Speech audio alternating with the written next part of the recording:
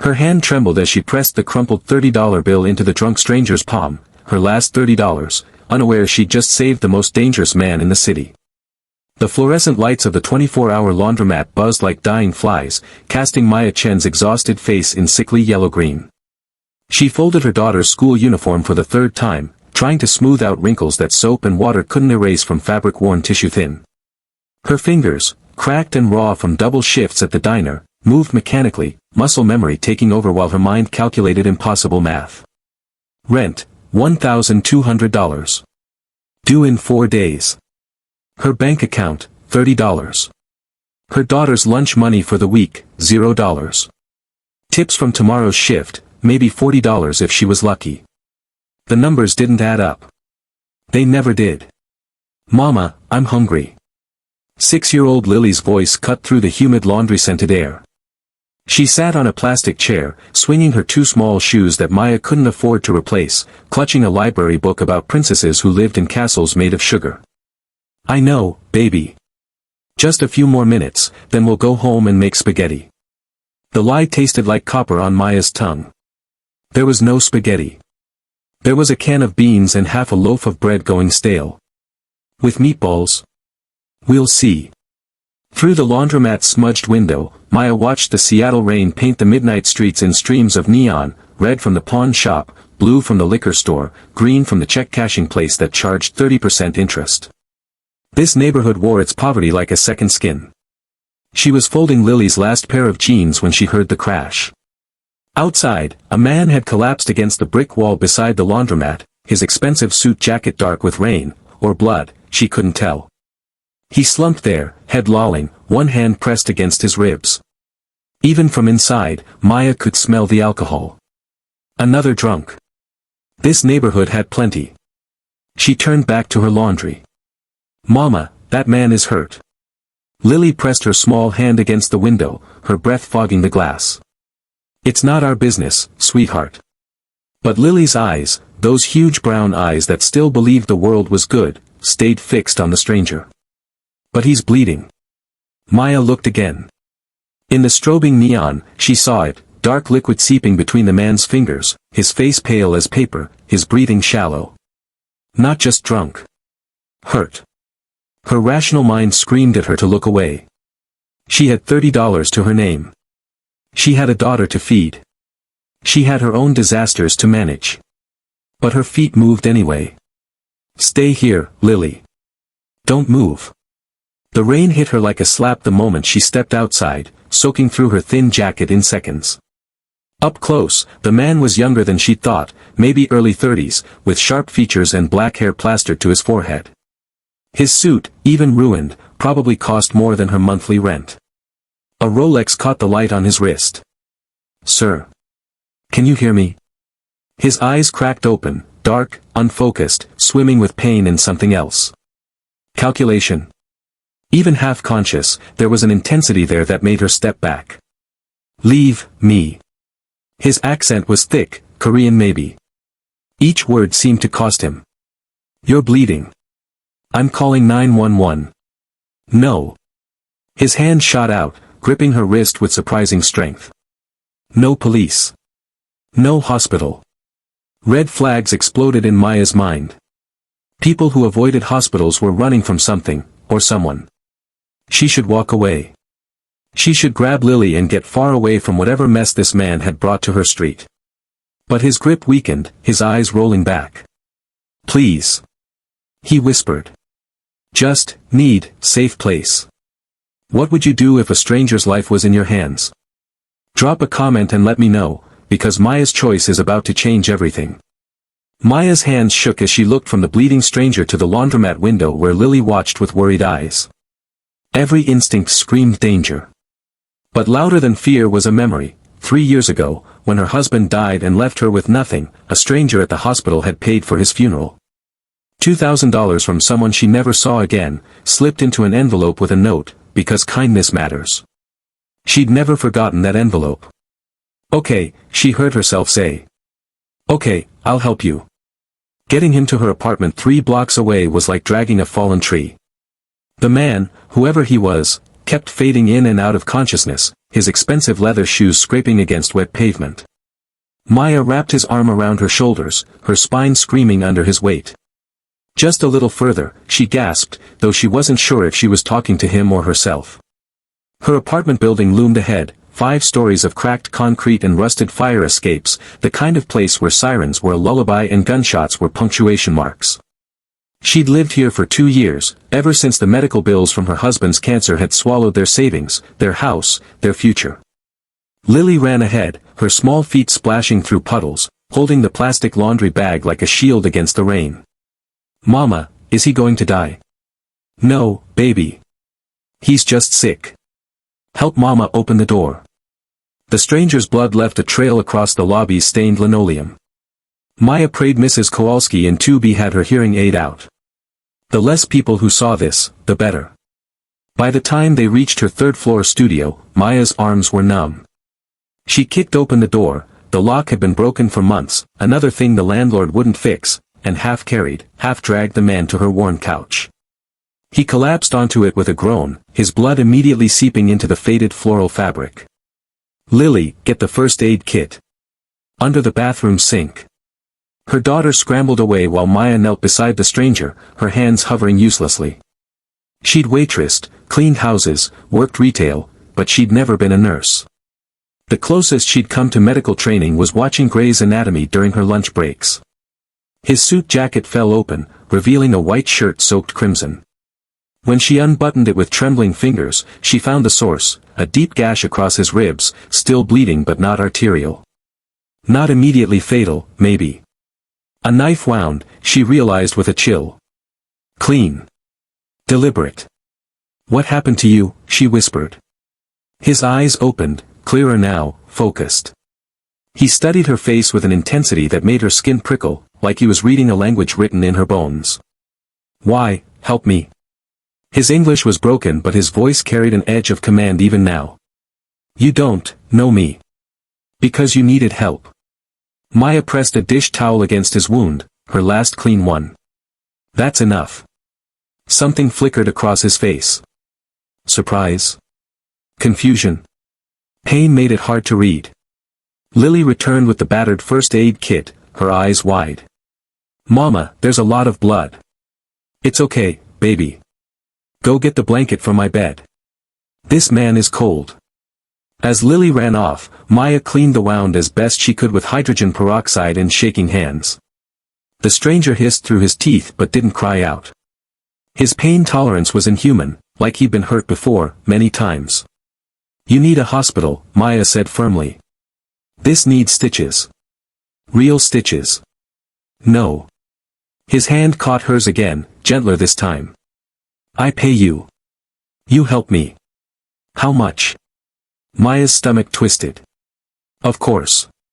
Everyone wanted to buy their way through life. Well, she wasn't for sale. "I don't want your money." His eyebrows rose. "Everyone wants money. Not for this." She taped gauze over the wound, her jaw tight. "You can stay until morning. Then you need to leave and get real help. That's the deal." He stared at her like she'd spoken in tongues. Lily returned with the blanket, Maya's only blanket, the one with the hole in the corner, and together they covered him.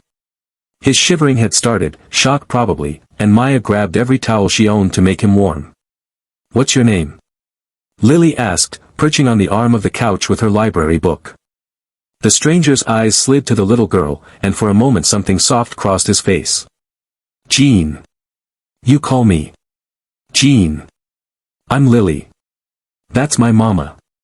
She's the best mama in the whole world, even though we don't have a lot of money." The innocent honesty of children, Maya winced. "Lily, let him rest. Come on, let's make dinner." In the tiny kitchenette, barely 4 feet of counter space and a hot plate, Maya opened the cabinet. 1 can of beans. Half a loaf of bread. A packet of ramen that had been there so long the noodles might be fossilized. Her $30 sat in her pocket, still damp from the rain. She could walk to the bodega on the corner, buy a rotisserie chicken, some vegetables, enough to feed all 3 of them properly. But then there would be $20 left. $20 to somehow make rent, to feed Lily for the next 4 days until her paycheck came. The math was impossible. But Jean, if that was even his real name, was bleeding on her couch. And Lily was watching her with those trusting eyes, waiting to see what kindness looked like. Maya pulled out the $30 and smoothed it flat. "I'll be right back," she told Lily. "Stay inside. Lock the door behind me." "Where are you going?" "To get dinner." The bodega's fluorescent lights hurt her eyes after the darkness. She walked past the chicken, too expensive. Past the fresh vegetables. She grabbed cup noodles, a loaf of bread, peanut butter, a gallon of milk for Lily, and a small first aid kit with actual bandages and antibiotic ointment. At the register, the total came to $28.47. She had $1.53 left to her name. When she returned, Jean was sitting up slightly, his face still pale but his eyes alert. Too alert. He watched her unpack the groceries with an expression she couldn't read. "You spent your money," he said. "Not a question. It's fine." "That was all your money." Maya froze, the bread halfway to the counter. "How do you know that?" He gestured weakly at the apartment, the bare walls, the empty corners, the single photo of her and Lily in a dollar store frame. "I see." Heat flushed her cheeks. Of course he could see. Her poverty was written in every peeling corner, every hand-me-down piece of furniture. "Well, it's spent now," she said curtly. "So let's not waste it." She made ramen with an egg stirred in, a trick from her own childhood poverty, and brought a bowl to Jean. He stared at it like it was a puzzle. "Eat," she ordered. "You lost blood." He ate slowly, his eyes never leaving her face. Lily chattered through dinner about her day at school, about the book she was reading, about how she wanted to be a princess when she grew up but Mama said she should be a doctor instead because doctors help people. "Your mama is right," Jean said quietly. His English was getting better as the shock wore off. Helping people is important. After dinner, Maya made a bed for herself and Lily on the floor, a nest of jackets and towels because Jean had the only blanket. She tucked her daughter in, kissing her forehead. "Is Jean going to be okay?" Lily whispered. "I think so." "Will he stay with us?" "No, baby. Just tonight." "Oh." Lily's face fell. "I like him. He has kind eyes." Maya glanced at the stranger on her couch. Kind eyes? All she saw was danger wrapped in expensive fabric. But Lily had always seen the world differently, softer, truer somehow. "Go to sleep, sweetheart." As Lily's breathing evened out, Maya lay awake in the darkness, listening to Jin's labored breathing, wondering what she'd brought into her home. She'd sacrificed her last $30 on a stranger. It was either the kindest thing she'd ever done, or the stupidest. She wouldn't know which until morning. Maya woke to the smell of coffee. Real coffee, not the instant crystals she bought at the dollar store, but the rich, dark kind that filled the apartment with warmth. She sat up, disoriented, her back screaming from the hard floor. Jean stood in her kitchenette, moving slowly but deliberately, pouring coffee into her one uncracked mug. He'd cleaned himself up somehow, his hair combed back, his shirt washed in her sink and hanging to dry. The bandage she'd applied was still in place, but he moved like a man who'd forgotten he was injured. "You should be resting," Maya said, scrambling to her feet. He turned, and in the gray morning light filtering through her window, she saw him clearly for the first time. Sharp cheekbones, a jaw that could cut glass, and eyes that held decades more experience than his young face suggested. This was not a man who ended up bleeding in alleys by accident. "I brought breakfast." He gestured to the counter. Maya's breath caught. Bags from the bakery 2 blocks over, the expensive one she'd never been able to afford, sat beside a carton of fresh orange juice, pastries, bagels, cream cheese. Enough food for a week. When did you? "Early this morning. Before your daughter woke up." He handed her the coffee mug. "You take it black, yes. No milk or sugar in your cabinet." Because she couldn't afford milk or sugar. The observation stung. "You shouldn't have gone out," Maya said, but her stomach betrayed her with a growl. "You're hurt. And you paid for all this? You spent your last money on me." His eyes held hers. I return the favor. I told you, I don't want. I know. You don't want money. He said it like he was tasting a foreign word. You are unusual. Lily stirred, her eyes opening. When she saw the feast on the counter, she squealed. Mama. Is it someone's birthday? No, baby. Jean brought breakfast. For 20 minutes, they ate in strange silence, a struggling single mother, her 6-year-old daughter, and a mysterious stranger who'd appeared like a ghost and might disappear just as quickly.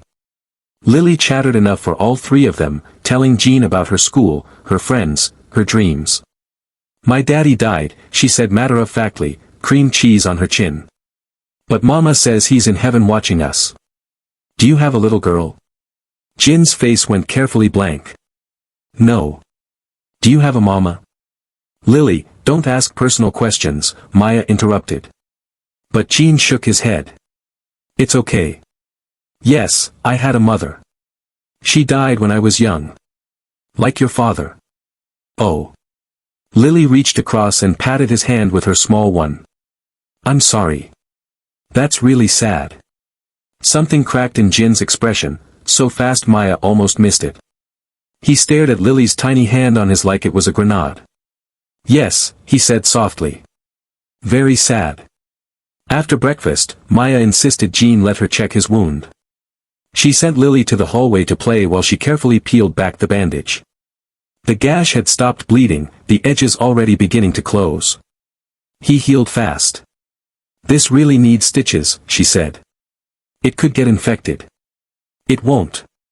He said it with absolute certainty. You can't know that. I do. He caught her wrist gently as she applied fresh ointment. Maya. That is your name, yes. I heard your daughter say it. Yes. Maya. He said it carefully, like learning a prayer. Why did you help me? True reason. She sat back on her heels, meeting his eyes. Because 3 years ago, when my husband died, I had nothing. A stranger helped me. Paid for his funeral. I never forgot that kindness. She swallowed hard. And because I wanted my daughter to see that we help people, even when it's hard. Especially when it's hard. Jean was quiet for a long moment. This stranger who helped you. You ever see them again? No. And still you remember. I'll remember until the day I die. Something shifted in his face, a decision made, a door opened. I need to tell you something. About who I am. Maya's stomach dropped. You don't have to. Yes. I do. He straightened, wincing slightly. My name is not Jean. It is Jean Sang Park. And I am not a good man. The air in the apartment seemed to thicken. What does that mean? In Korea, my family has business. Powerful business. Here in America, I run the West Coast operations. He paused. You understand what I am saying? Maya's mouth went dry. You're telling me you're a criminal. I am telling you I am dangerous. The men who did this, he gestured to his wound, they will come looking for me. And when they do, anyone near me will be in danger. She should have been terrified. She should have grabbed Lily and run. But instead, she felt a strange calm settle over her. Then you should leave. Yes. But he didn't move. I should leave. But first, I need you to understand something. What you did last night, giving me your last money, bringing me to your home, feeding me, his voice roughened. In my world, no one does this. No one helps without wanting something. Without an angle. I'm not from your world. No. He smiled, and it transformed his face. You are from somewhere better. A phone buzzed, his phone, Maya realized, expensive and cracked. He glanced at it and his expression hardened. I must go now. My people are coming. He stood slowly, pulling on his dried shirt. The blood stains had faded to rust. Maya's chest tightened with an emotion she couldn't name. Will you be okay? Yes. He moved to the door, then paused. The breakfast I brought. That was $50. You have leftovers for many days, yes? You didn't have to. I know. He turned back to her, and his eyes were fierce. But you need to understand. What you gave me was worth more than money. You gave me something I had forgotten existed. What? Hope that good people still live in this world. If you've ever helped someone when you had nothing to give, drop a comment with your story. Because sometimes the smallest acts of kindness echo the loudest. He reached into his pocket and pulled out a business card, pristine white with gold lettering. He pressed it into her hand. If you ever need anything. Anything at all. You call this number. I told you, I don't want. I know. You don't want money or favors. But keep it anyway. For your daughter. For emergencies. His hand closed over hers. Please. Maya looked at the card. No name, just a phone number in elegant script. Okay, she whispered. He nodded once, then walked to the door. Hand on the knob, he paused. Maya? Yes. Thank you. For seeing a man who needed help, instead of a monster who deserved to bleed. Then he was gone. Lily ran in from the hallway. Did Jean leave? Yes, baby. Will we see him again? Maya stared at the business card in her palm. I don't think so. But she was wrong. 3 days passed. Maya's landlord, Mr. Petrov, a man whose neck was thicker than his vocabulary, knocked on her door at 8 a.m. on the day rent was due. You have money, he grunted. Maya's stomach was acid. I get paid tomorrow. I can give you half now, half on Friday. Lease says 1st of month. Today is 1st. I know, but. You pay now or you leave. His piggy eyes traveled over her, lingering in places that made her skin crawl. Or maybe we make arrangement. Maya's hand tightened on the doorframe. I need 2 more days. 2 days, you out on street. You and little girl. He smiled, showing gold teeth. Think about my offer. He left her shaking in the doorway. The diner shift was hell. The lunch rush never came, some water main break had flooded the street, keeping customers away. Maya walked out with $23 in tips. Combined with her paycheck tomorrow, she'd have maybe $300. A quarter of what she needed. When she picked up Lily from the after-school program, her daughter was crying. Baby, what's wrong? The teacher said we need to pay for the program by Friday or I can't come anymore. Lily hiccuped. And the kids made fun of my shoes. They said they're boy shoes. Because they were. From the donation bin at church, 3 sizes too big, stuffed with newspaper to fit. Maya knelt down, cupping her daughter's face. Those kids don't know anything. These shoes are special because they help you run fast. Like a superhero. Really? Really?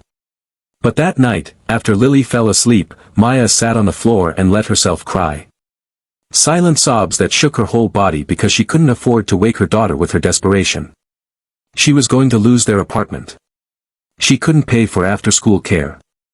Lily needed new shoes, needed lunch money, needed a mother who could provide more than dollar store dreams. The business card sat on the counter where she'd left it 3 days ago.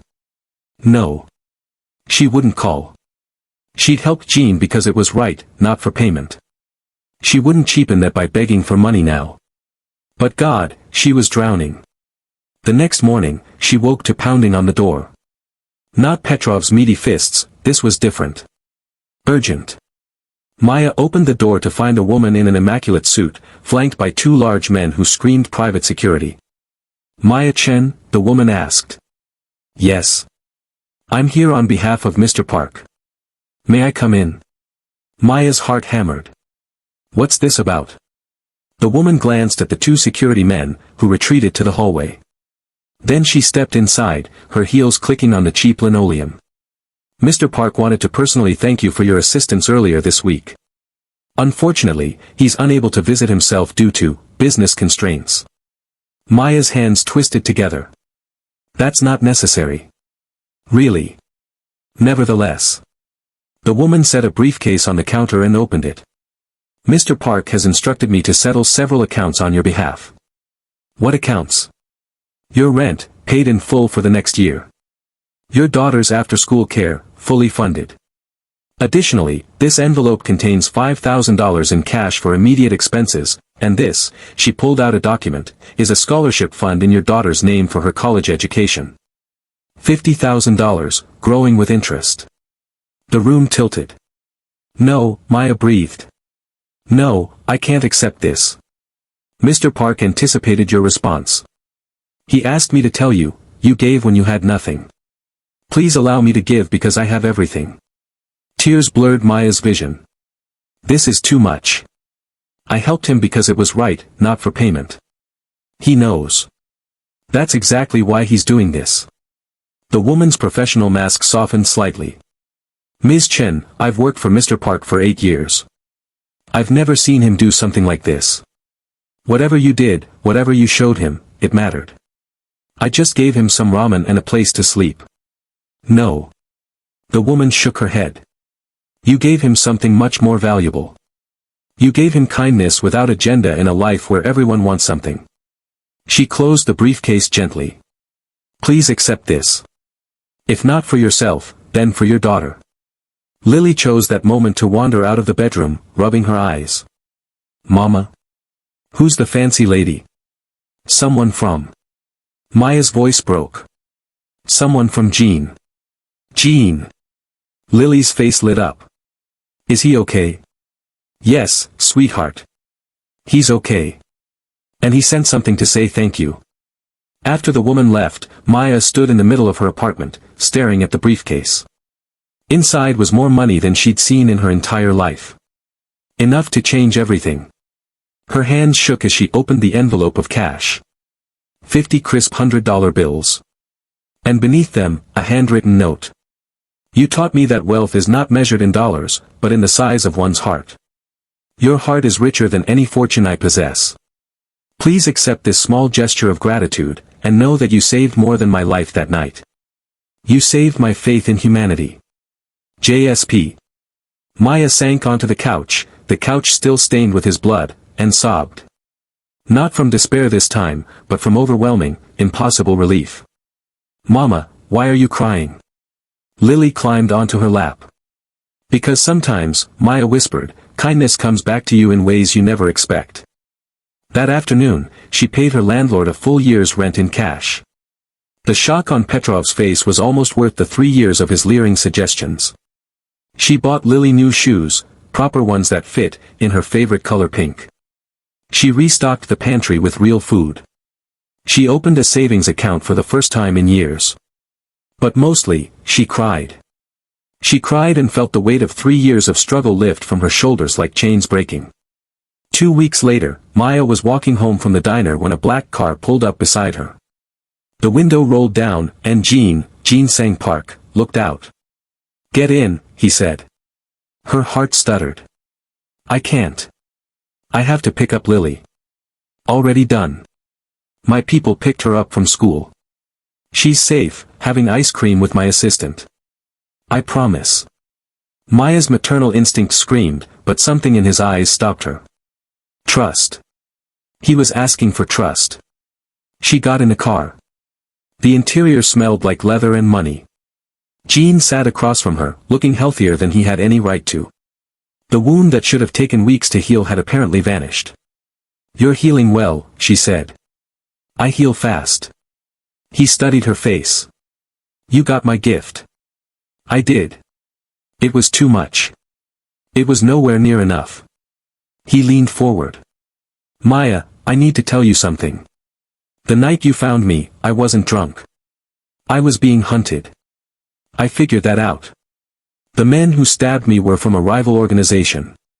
They wanted to send a message to my family. His jaw tightened. I escaped, but I was bleeding out.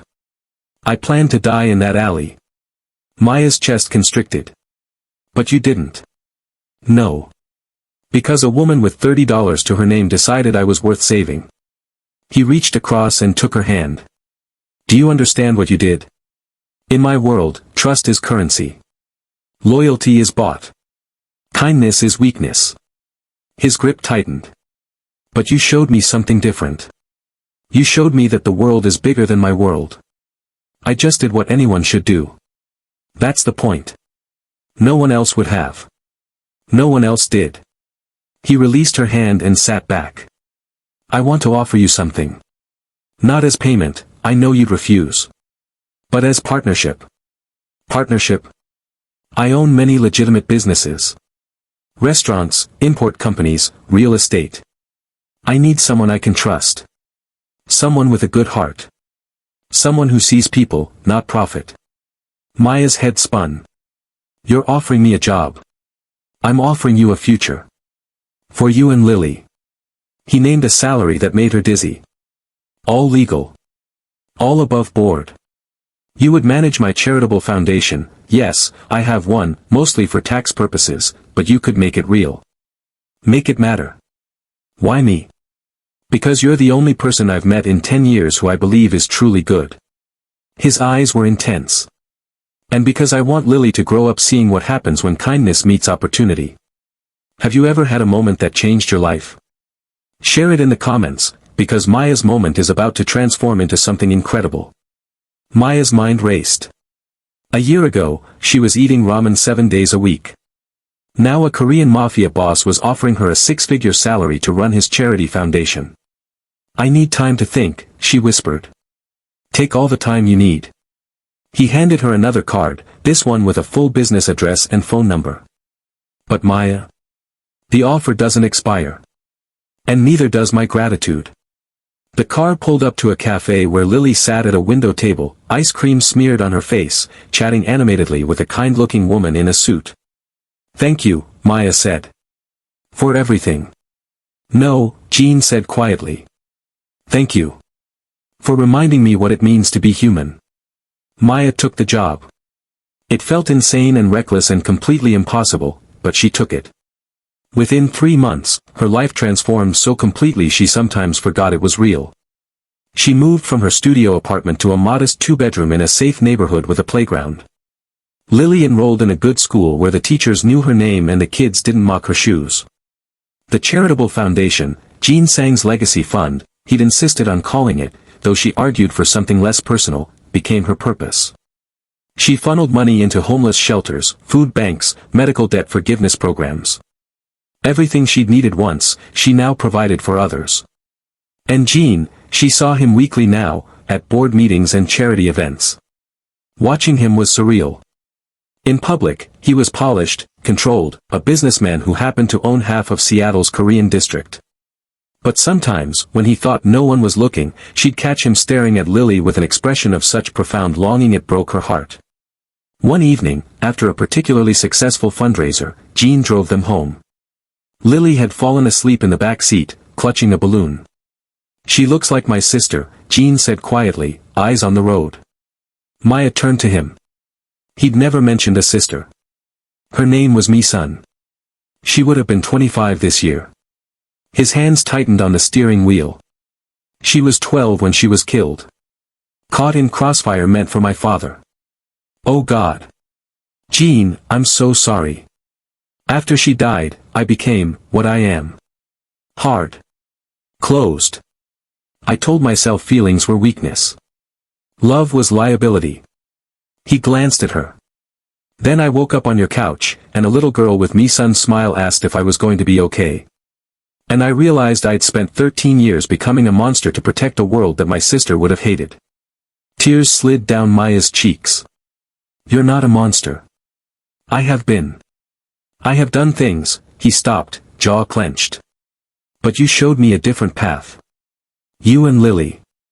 You saved me from becoming someone I couldn't live with. You're the one who saved us.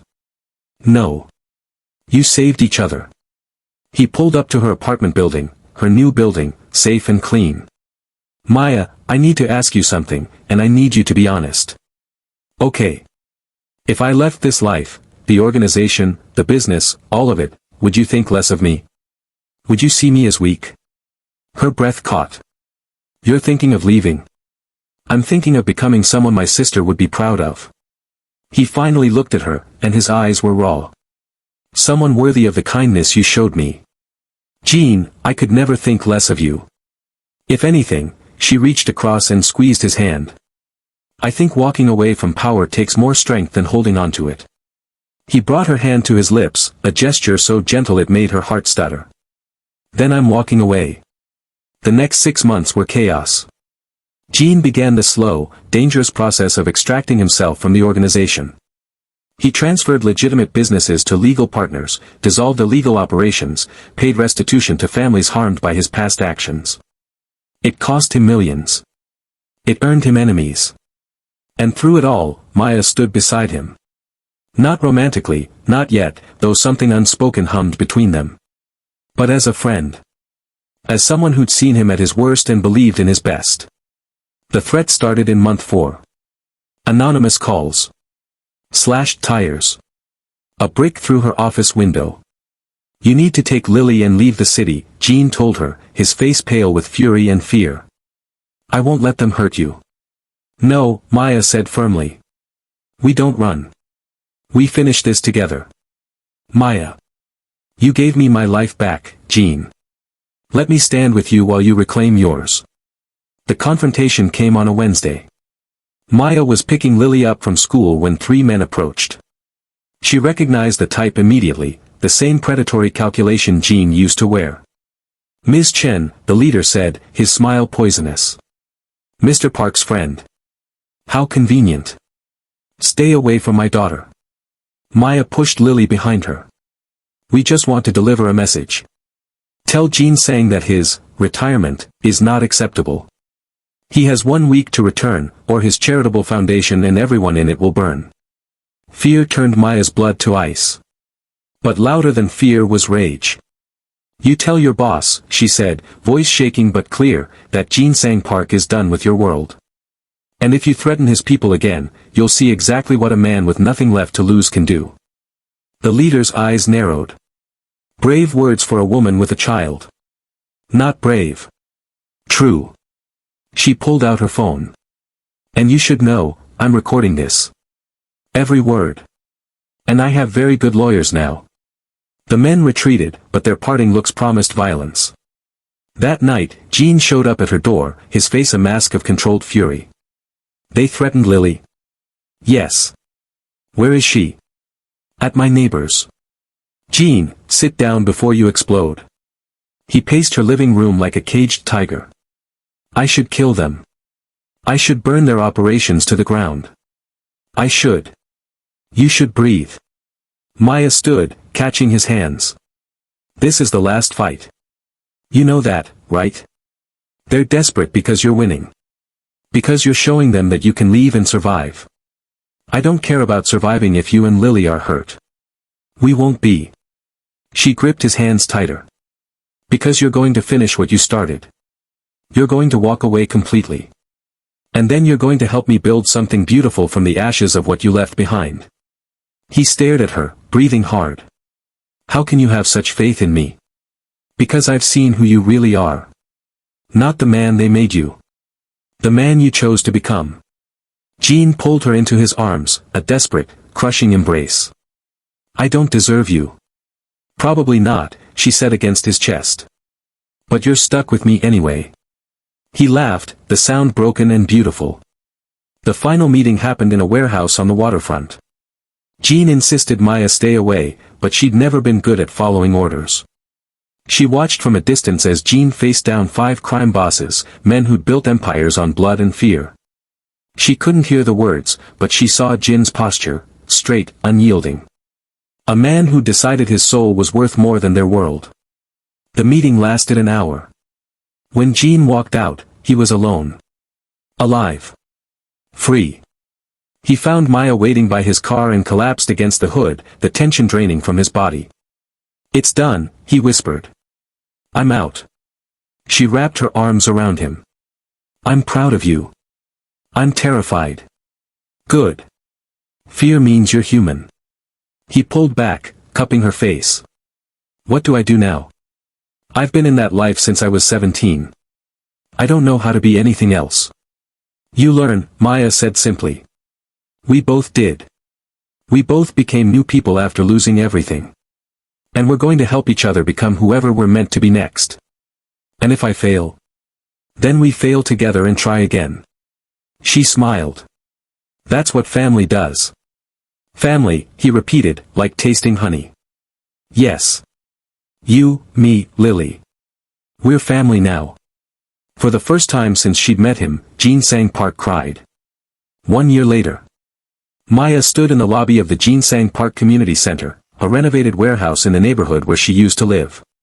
The building housed a food bank, a job training center, a free medical clinic, and a safe space for at-risk youth. The grand opening had drawn hundreds. Former gang members stood beside community leaders. Homeless families received gift baskets of groceries. Children played in a new playground built where drug deals used to happen. And in the center of it all, Jean held Lily on his shoulders, her laughter ringing out as he spun her in circles. Higher, Uncle Jean. Higher. Uncle Jean. He'd cried the first time she called him that. Maya's assistant approached. Ms. Chen, the mayor wants a photo with you and Mr. Park. I'll be right there.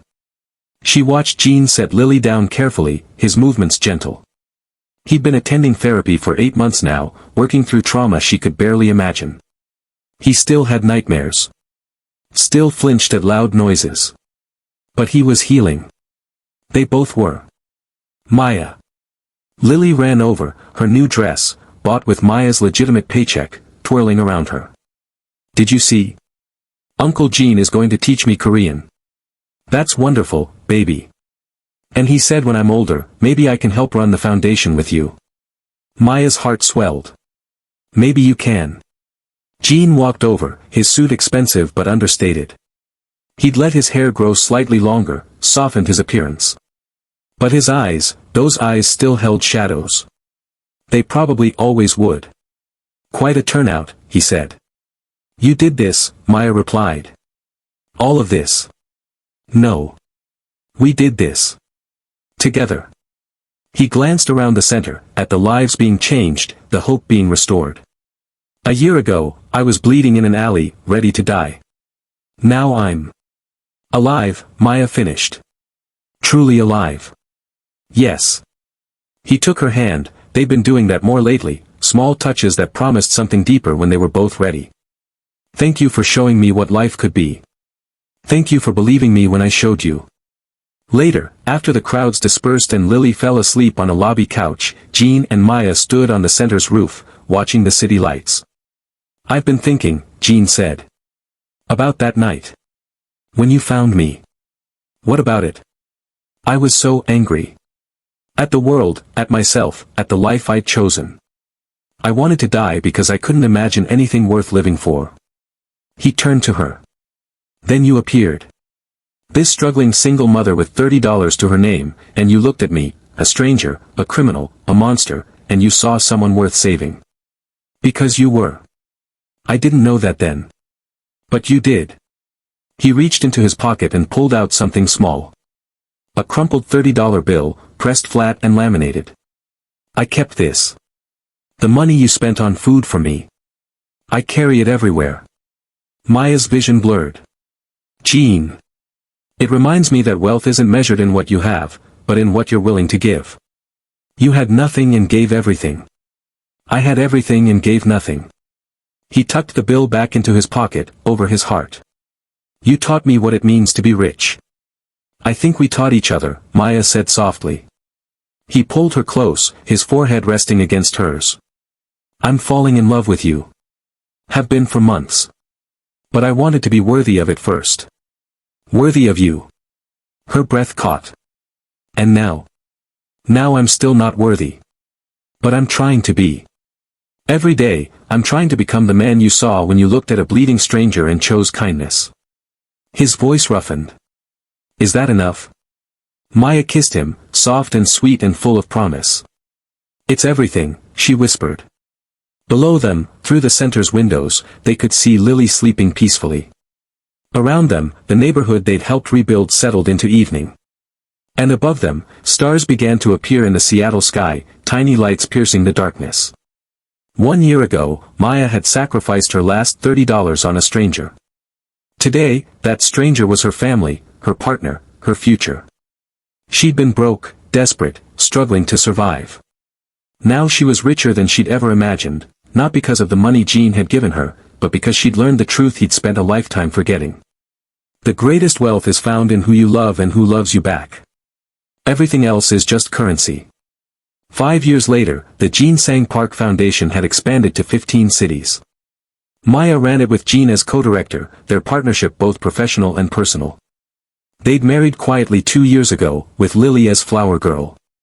The foundation's newest initiative, a program that paid off medical debt for families in crisis, funded by an anonymous donation made in honor of a man who died of cancer and left his wife with nothing. Maya's late husband would have approved. And Lily, now 11, brilliant and kind, had announced she wanted to be a doctor and work at the foundation's free clinics when she grew up. To help people like Mama helped Uncle Gene, she said. Gene kept the $30 bill framed in his office now, with a plaque beneath it. The most expensive investment I ever made. MC. Because kindness, it turned out, had the highest returns. If this story touched your heart, drop a comment telling us about a time someone's kindness changed your life, or a time your kindness changed someone else's. These stories matter. They remind us that in a world that often feels cold and cruel, compassion is the currency that makes us all rich. Share your story below, because someone reading might need to hear it today.